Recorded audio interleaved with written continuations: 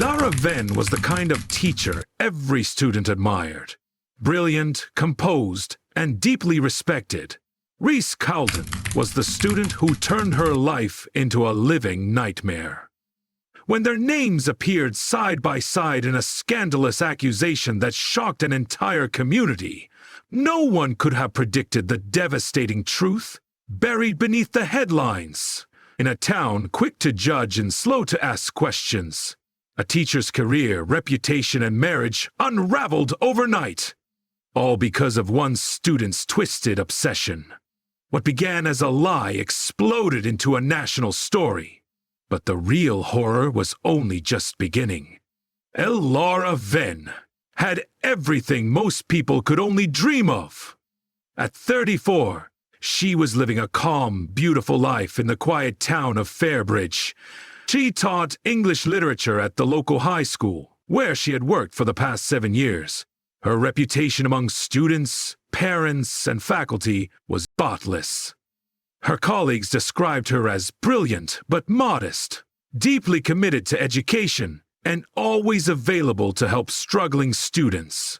She never missed a deadline, never showed up late, and always maintained a gentle demeanor that made her both respected and loved. Her personal life reflected the same order and grace.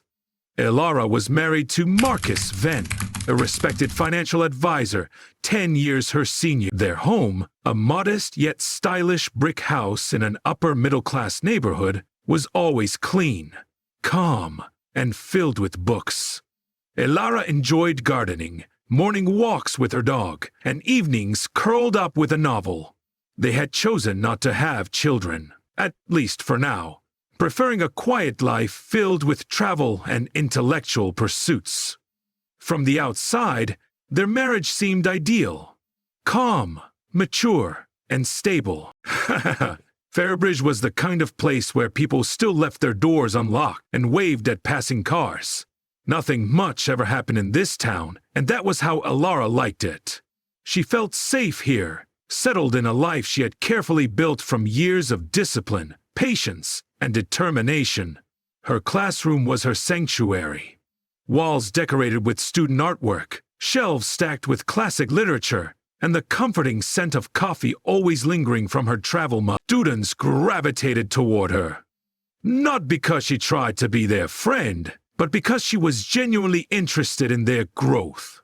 She encouraged critical thinking, hosted after-school study groups, and took time to write thoughtful comments on every paper she graded. She treated her students with respect, and in return, they gave her their best. In faculty meetings, she often sat quietly, only speaking when necessary, but her words always carried weight. She was the teacher new hires looked up to, and the one parents requested on behalf of their children. Things began to shift in early October, when a new student was transferred into her class. His name was Rhys Calden, a 17-year-old junior who arrived with little explanation and a detached attitude. He was quiet but observant, always sitting at the front of the class, rarely missing a detail in discussion. Elara initially saw him as just another student, perhaps a bit intense, but nothing to worry about. She welcomed him like she did all new students, encouraged him to participate, and assigned him a reading partner. It didn't take long for Elara to notice that Rhys was unusually invested in her class.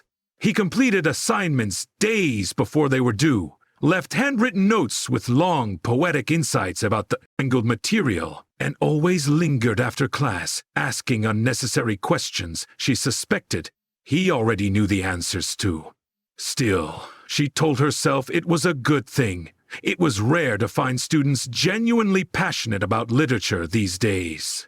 Then came the flowers. A small bouquet of white roses was left on her desk, with no name attached.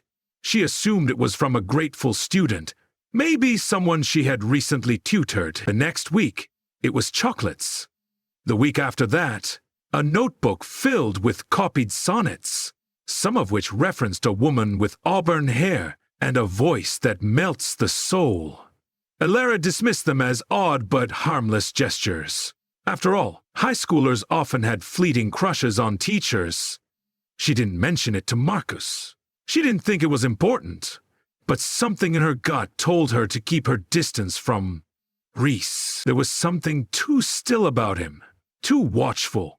His eyes never left, or when she spoke, and he never smiled unless she was the reason. She began avoiding being alone with him, making sure other students were always around. She even adjusted her seating chart to place him further from her desk. Yet, despite her quiet caution, Elara had no idea just how deeply she had already been drawn into something far darker than a teenage crush. Rhys Calden was unlike any student Elara Venn had taught before. From the moment he entered her classroom, something about him felt off. Not in an obvious, disruptive way, but in a quiet, tightly controlled manner that was difficult to pinpoint. He was pale, with sharp facial features and intense gray eyes that rarely blinked. He never made jokes, never participated in idle chatter, and rarely smiled. He carried himself with an eerie calmness, always dressed neatly, always prepared. Yet it was his silence, his constant observation, that made people When Rhys had transferred into Fairbridge High, the staff were told very little.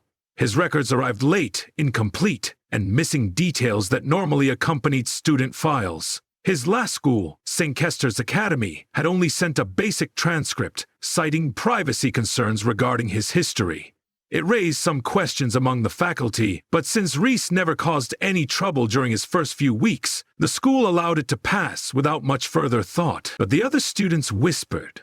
Those who had heard of St. Kester's spoke in hushed tones about rumors of Rhys's behavior, stories of inappropriate attachments, emotional outbursts, and a strange incident involving a teacher that no one could fully explain.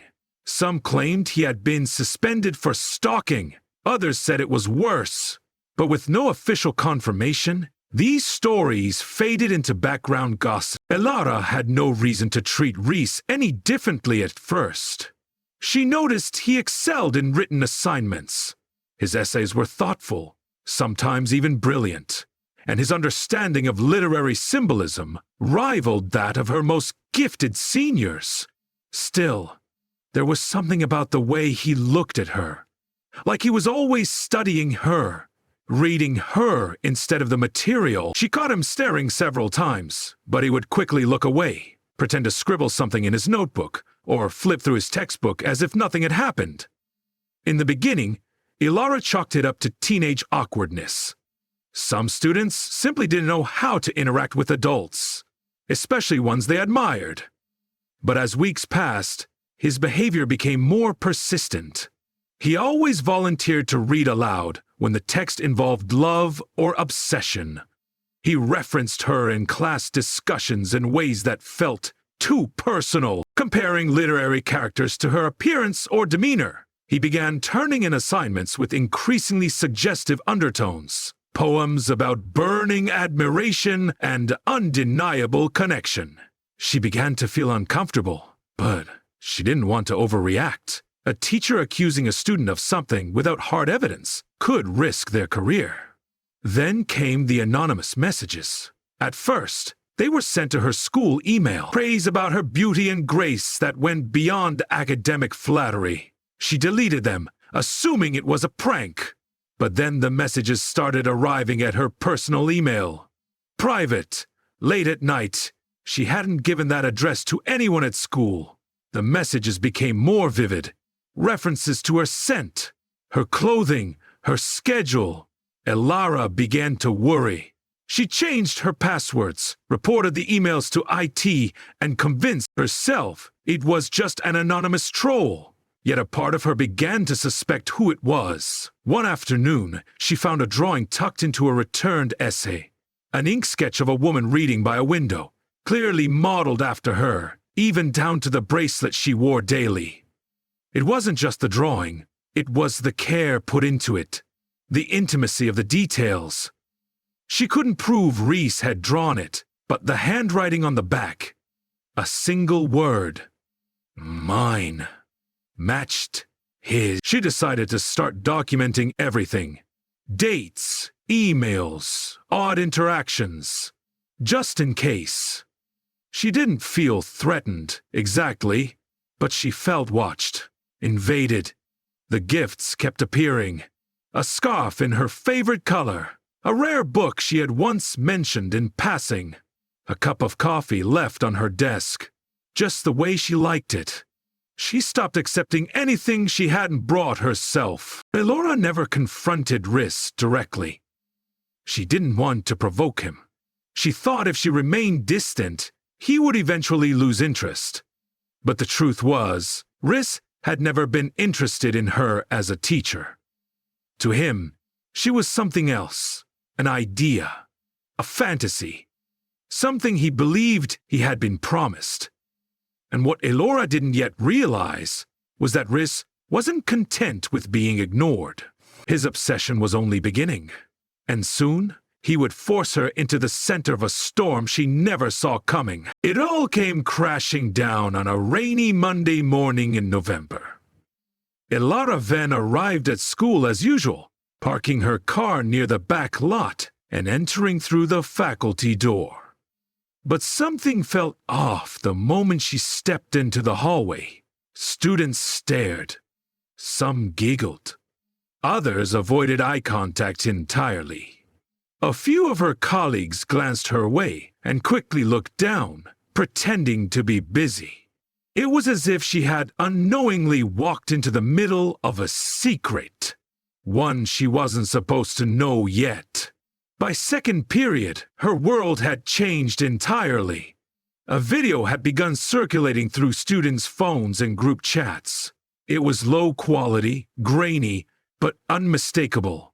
The short clip appeared to show a woman who looked very much like Elara entering a hotel room late at night, with a younger man whose face wasn't clearly visible. The caption beneath the video was even more shocking. "And sent me and Rhys Calden. Just think of the god." Elara didn't know what had hit her. She was pulled out of class by the assistant principal and led to the administrative office. There, she was informed that a formal complaint had been made by a student. Rhys Calden had told the school counselor that he and Elara had been in a secret romantic relationship for the past 2 months. He claimed that the relationship had started after school hours and gradually grew more serious, including hotel meetups and intimate exchanges. He presented proof in the form of text messages, printed emails, and the now viral video. Elara was stunned. She denied everything, of course. She insisted it was a lie, a fabrication, a cruel and deliberate attempt to destroy her life. But the damage was already unfolding in real time. Parents were calling the school, demanding answers. The district office launched an immediate investigation. She was suspended without pay pending the outcome. She was told to gather her belongings and leave the premises. Her students watched silently as she walked out of the building, tears in her eyes, heart pounding. The media caught wind of the story almost instantly. Headlines blared across local news sites. Married teacher accused by student of inappropriate relationship. News vans parked outside her home. Strangers shouted at her from across the street. Online comment sections were filled with people calling her a predator, a liar, a disgrace. Some people she had known for years, neighbors, former students, even a few co-workers, distanced themselves immediately. The community she had given her life to now saw her as a threat. At home, things were no better. Marcus, her husband, was furious, not because he believed the allegations, but because of the attention it brought.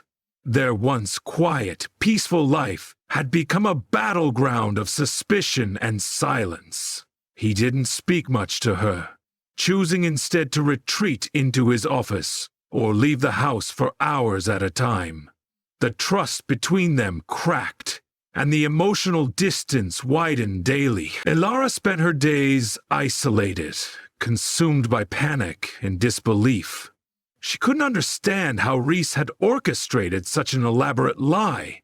She kept replaying every moment, every interaction with him, trying to figure out where she had gone wrong.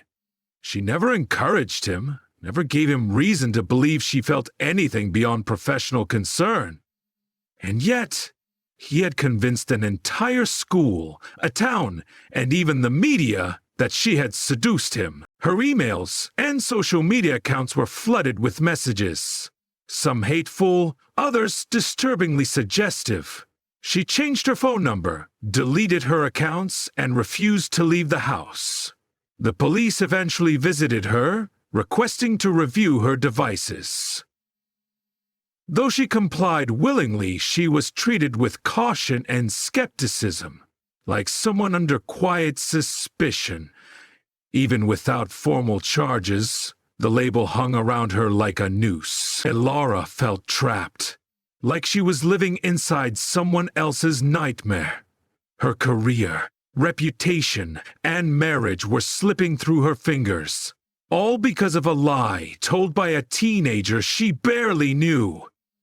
She wondered if anyone would believe the truth if it ever came out, or if the lie had already won. What she didn't know yet was that the pieces of her innocence still existed, buried deep inside a digital trail, and it would take a mistake from Rhys to finally bring them to light. As the days blurred into weeks, Elara Venn sank into a fog of despair. The investigation into her alleged relationship with Rhys Calden dragged on in silence. The school district remained tight-lipped, and the media frenzy died down only slightly, replaced by online forums that continued to dissect her life in brutal detail. She had become a living scandal.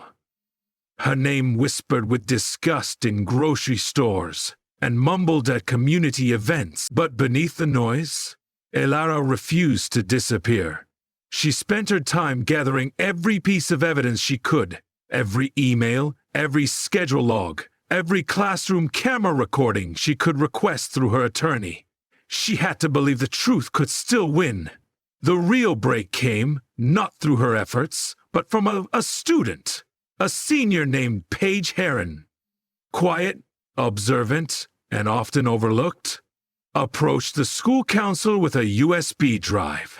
On it were recordings Paige had saved from class presentations, phone captures of classroom moments, and, most importantly, screenshots of a private group chat among several students. The screenshots showed Rhys bragging about how easy it would be to frame Ms. V. In one chilling message, he wrote, "Watch! Everyone will believe it! She won't even know what hit her!"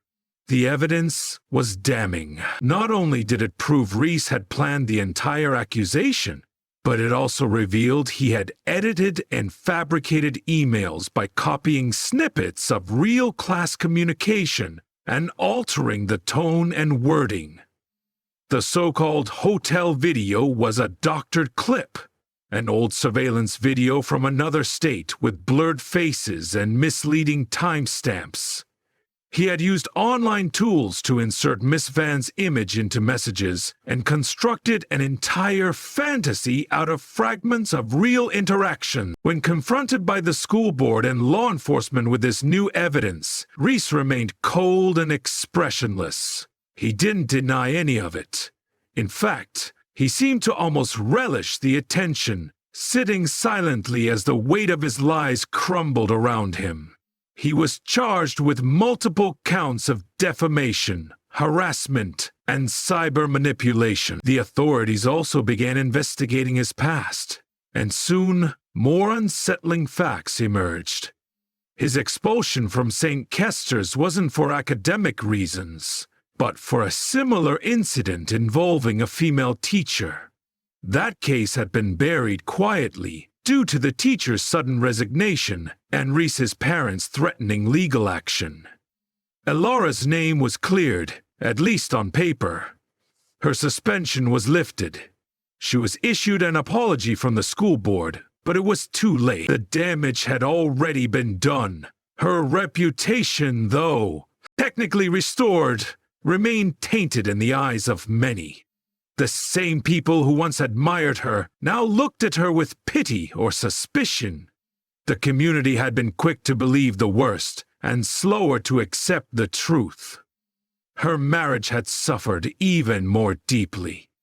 Though Marcus apologized and admitted he should have trusted her more, the rift between them was hard to repair. Trust, once cracked, rarely returns whole. Elara found herself sleeping alone more often than not, the silence between them louder than any argument. She sometimes stared at the ceiling at night, wondering if her life would ever feel normal again. She declined to return to teaching. The classroom, once her sanctuary, now felt like a battlefield. Every book on the shelf reminded her of what she had lost. She began therapy, started journaling, and considered moving to another town. Fairbridge no longer felt like home. It felt like a place where her identity had been stolen and reshaped by someone else's fantasy. Rhys, now awaiting trial in juvenile detention, showed no remorse. Psychological evaluations labeled him intelligent, manipulative, and emotionally detached. Experts speculated about personality disorders, while media outlets began framing him as a teenage sociopath. But for Elara, he wasn't a case study or a curiosity. He was the boy who had turned her life into a nightmare. Yet, in the quiet moments, Elara reminded herself of one thing. He didn't win. He tried to erase her, but the truth still stood. She had survived, and that in itself was a form of justice. What remained now was rebuilding, slowly, quietly, and on her own terms. Months had passed since Elara Venn's name was cleared, but the echo of the scandal continued to follow her like a shadow. The school had formally closed the investigation, and Rhys Calden's actions were no longer a secret.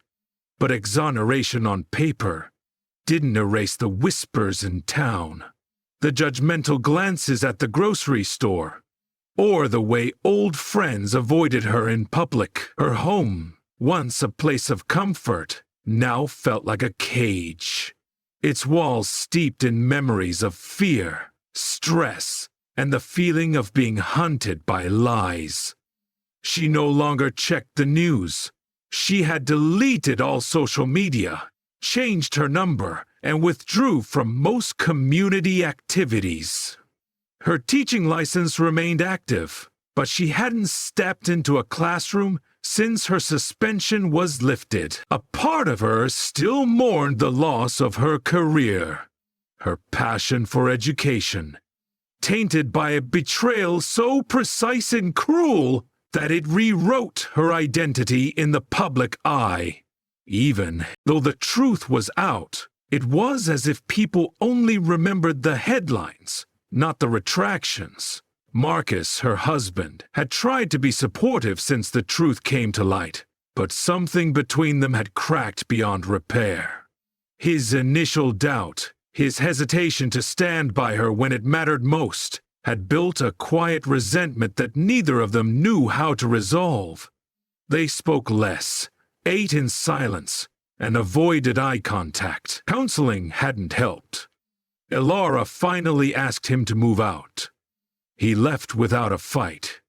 As she settled into a life of solitude, Elara began seeing a new therapist.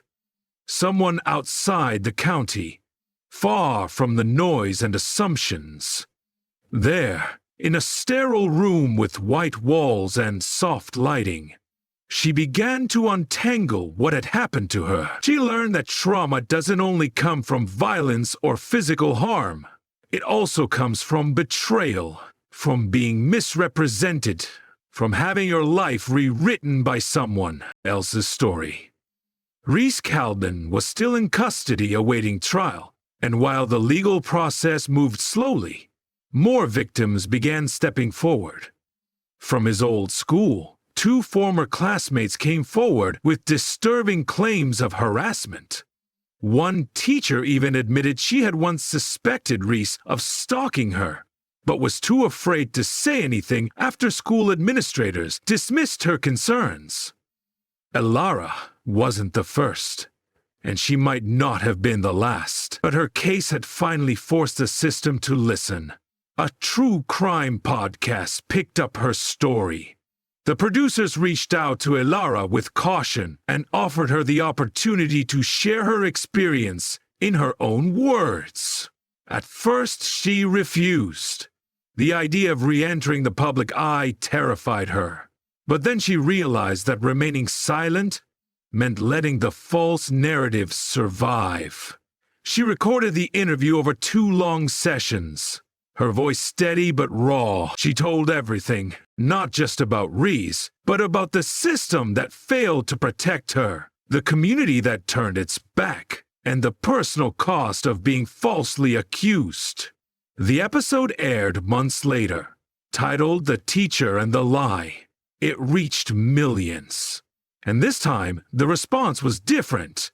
Letters of support poured in. Former students, colleagues, and strangers from across the country sent messages of sympathy and encouragement. Survivors of false accusations and manipulation reached out to share their stories. For the first time since the nightmare began, Elara felt seen. Not as a scandal, not as a cautionary tale, but as a human being who had endured the unthinkable and survived. She moved out of Fairbridge shortly after, sold the house, packed her belongings, and started over in a coastal town several hours away. There, no one knew her name. No one looked at her with suspicion. She began writing, turning her experience into a memoir not for profit, but for healing. Each word on the page was a piece of her power returning. Elara Venn would never be the same. But she no longer wanted to be. She had been broken by a lie and rebuilt by the truth. And in that quiet strength, she found something more lasting than vindication. She found peace.